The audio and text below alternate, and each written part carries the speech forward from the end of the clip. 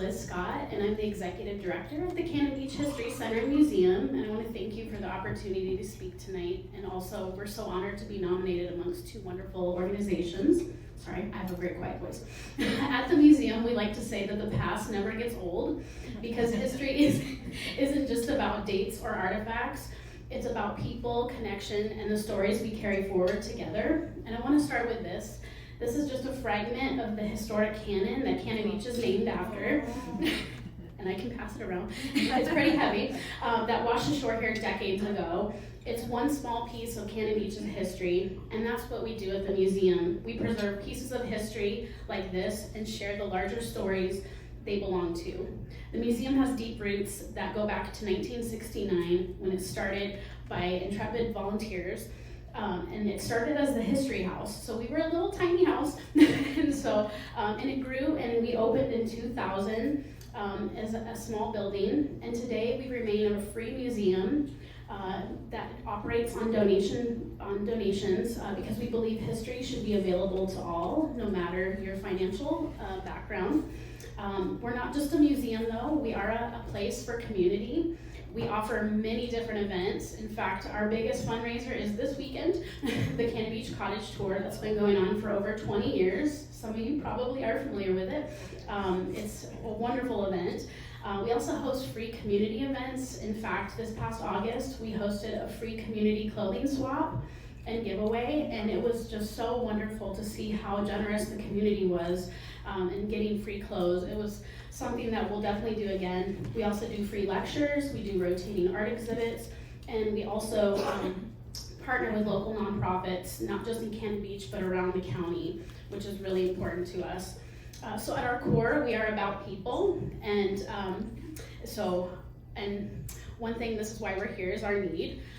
So our current permanent exhibit, has served us well for more than 20 years, and thousands of visitors have seen it, and it's been an important part of our story. But after 2 decades, it just no longer reflects the full inclusive history we want to share, so it's time to breathe new life into it.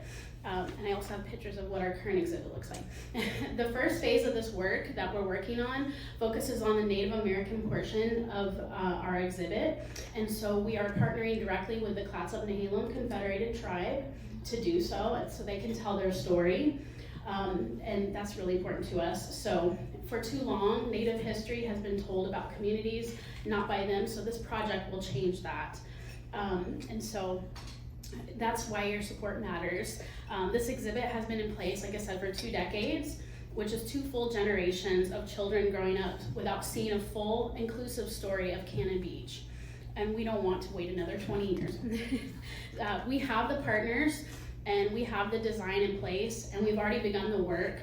We've actually started fundraising for some of it, and we have some of the money, but we need this extra push, so this will help us. We've received grants and community support, so the community is really behind us on this, and so we're close, but we just need that extra push to get us going, and the tribe is ready to go. They're so excited to partner with us on this.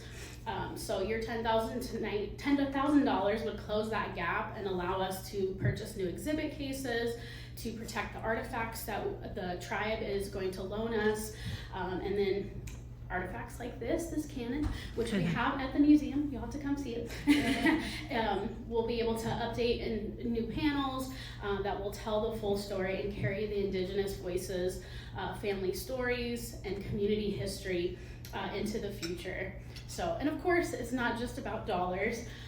We were founded by volunteers, and we still depend on them to greet visitors, help with events, care for our collection, and keep our doors open. So there's many ways to volunteer at the museum.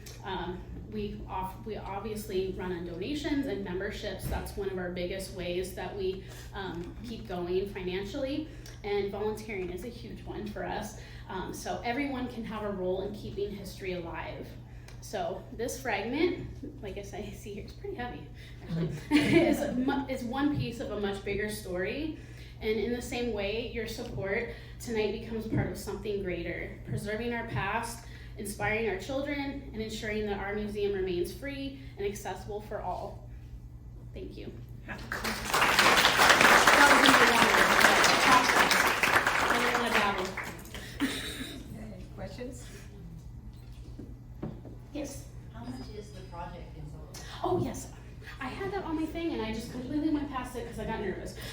So it's about just over 50,000. So we're just over 30,000 that we have so far that we've received in we received multiple different grants from different organizations.